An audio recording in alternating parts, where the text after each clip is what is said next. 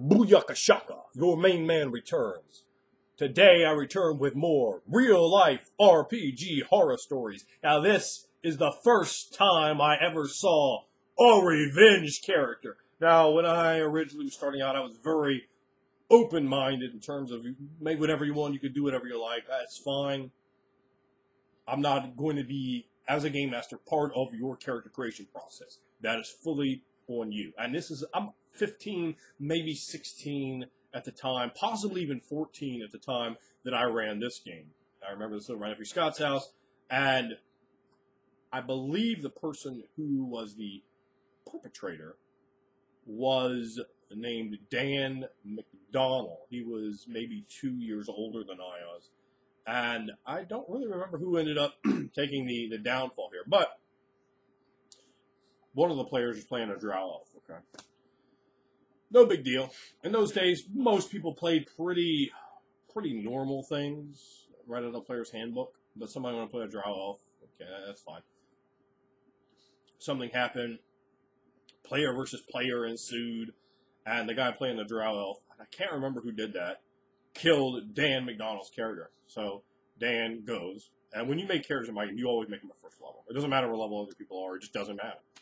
Your character comes in at first level. I am firmly of the mindset of you have to earn your experience points.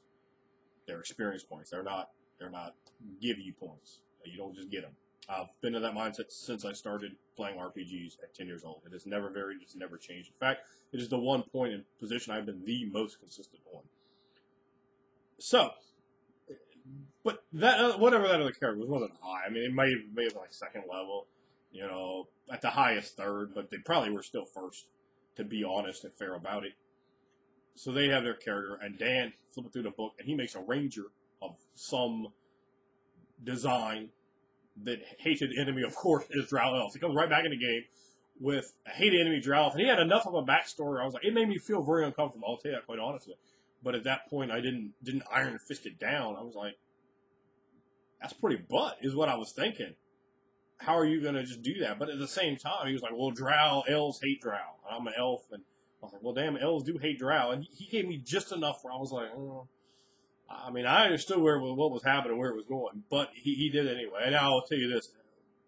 Since that time, I think it was 15 or 16, since that time, I have really put my foot down because I hadn't seen a revenge character. I'd never seen one before.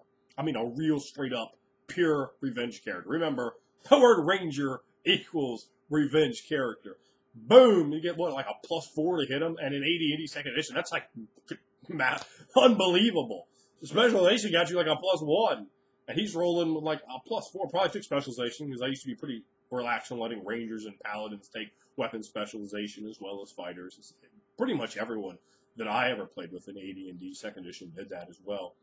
So, he's playing a ranger. I'm sure he was weapon specialized on whatever he was using.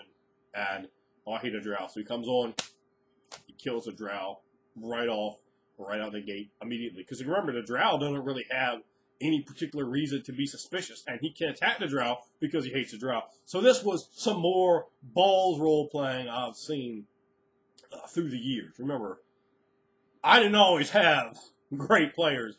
I've had to wade through the muck and mud of RPGs. And that's part of the reason that I do this channel, to attempt to wash some of that dirt away from those new individuals to our hobby and help them not have to go through the same stained sins and mistakes that I've had to wander through. But that was the first revenge character that I've ever seen, and it was quite a pathetic sight, to say the least.